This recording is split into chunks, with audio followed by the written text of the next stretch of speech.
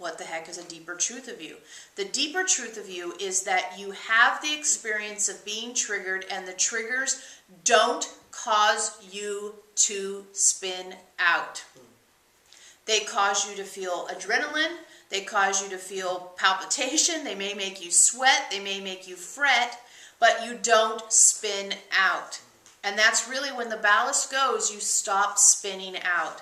And you get triggered, and you kind of have to maybe breathe deep and take a couple drinks of water and get your shit back together, but you don't freaking spin.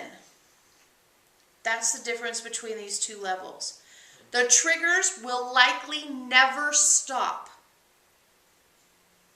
We'll say it again. The triggers will likely never stop.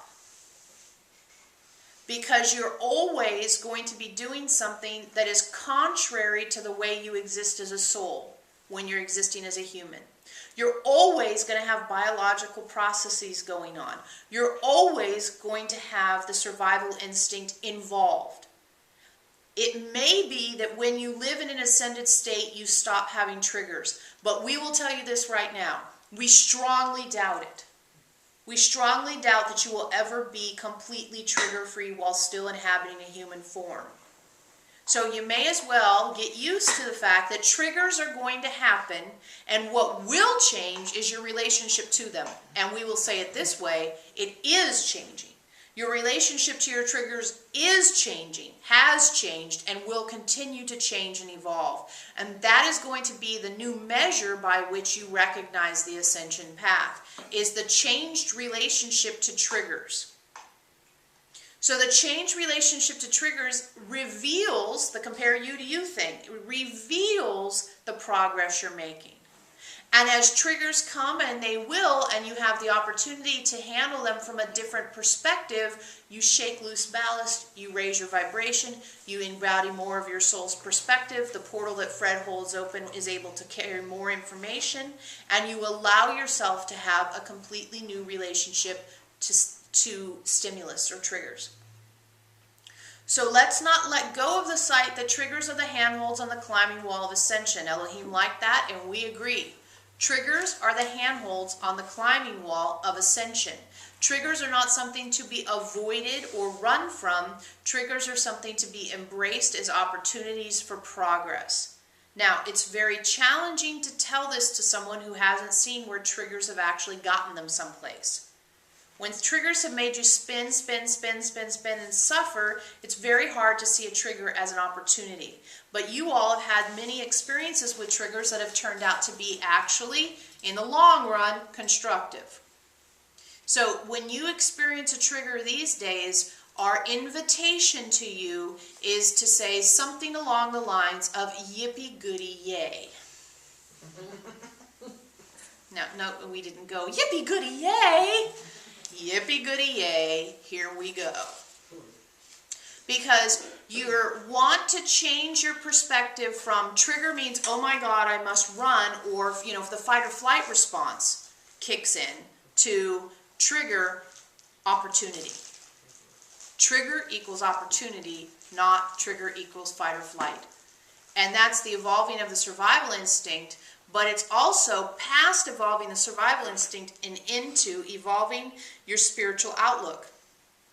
You're evolving your spiritual outlook to include those things that in the past you considered traumatic or dangerous, or you name what other emotional state you might have to it. This is really where we get into the big kid stuff. You're looking at the opportunity to experience triggers as the great friends they are. This is very, very soul-based thinking.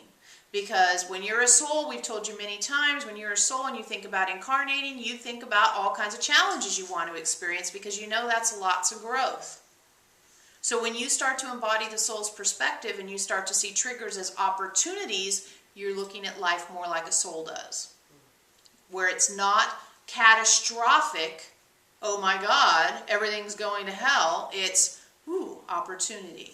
opportunity, opportunity. And when you're not entrenched in the idea that things are good or bad, but instead you recognize that everything's a learning opportunity, it's much easier to experience a trigger as an opportunity because you don't have to first get out of, oh, it's bad, before you can see what might be good about it. That's one of the nice things about escaping duality, is you're not then having to climb out of the pit of bad in order to see if there's anything good. Instead, it's all a continuum of opportunity. This is going to become more and more and more important. Tonight, we're just putting you on notice with the energetic shift that we're perceiving. This is going to become more and more and more important. Now, especially with the calendar at where it is. You know, the end of the year is trigger central for most people. Even if you don't have family flying in for Thanksgiving or celebrating whatever holiday you like to celebrate as a religious thing, everybody else does.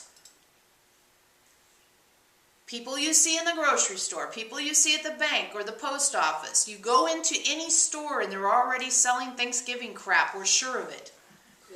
Christmas is out, apparently. We don't go to the store. When Veronica goes to the store, we don't go with her. Just in case you guys are confused, Eloheim is in charge of all of that stuff. We don't go. We're not going to any damn store. You've got to be kidding, right? Not a chance in hell are we going to go to a damn store, especially not this time of year. You couldn't get us there for nothing. We'll come here and talk to you every single week, and on Sundays too if we're given the opportunity, but we're not going to a store with Veronica. Eloheim loves that stuff. Division of responsibility. Yeah, we mean it too. So, Christmas crap is already out. Okay, great.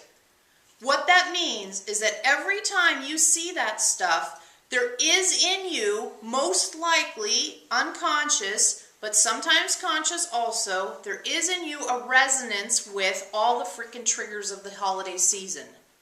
So you may as well start using it right now. That is a handhold on the climbing wall. So when you experience, oh my God, it's only October and they've got Christmas stuff out already, boom, right there. There you go, handhold. What do you do with it? You say, wow, look at that. I'm deciding to resonate, attach, align myself with a memory I don't appreciate, an idea I'm not into, a connection that doesn't matter to me. I'm just going along with the flow of irritation regarding the holidays, the way the holiday is merchandised. I'm choosing to align my free will, to give over some of my brain time, and to actually usurp my soul's perspective with negativity about the holidays. And take responsibility for that. Whatever your version is. Like maybe you don't care about the holiday stuff, but maybe you don't like the fact that whatever. It doesn't even have to do with the holidays, but it's just an easy place, right? Money, holidays, almost always. Money, holidays, and health. We can almost always find a trigger in there for every single person. So the invitation here is to start seeing the triggers and grabbing them with both hands and saying, aha, I gotcha. You're mine. Not you happened to me, but you are mine. It's almost like you're the warrior. You're going hunting for lunch. Where's some lunch? Ah, there's a trigger. There's my lunch. Yum, yum, yum. I eat it up. My spiritual food. The trigger is my spiritual food. Because it is. You need to have that roughage is the word that comes, but we know that's not the right word, but it's a funny word. So you need, when we talk about have always been the sculpture inside the block of marble. And you chipped away and chipped away and chipped away. And now you're down to the sandpapery kind of stuff. The filing, the last bit of polishing. So there's a bit of you here that you just say, ooh, trigger, come here, come here, come here, come here. I want this to be more shiny on me.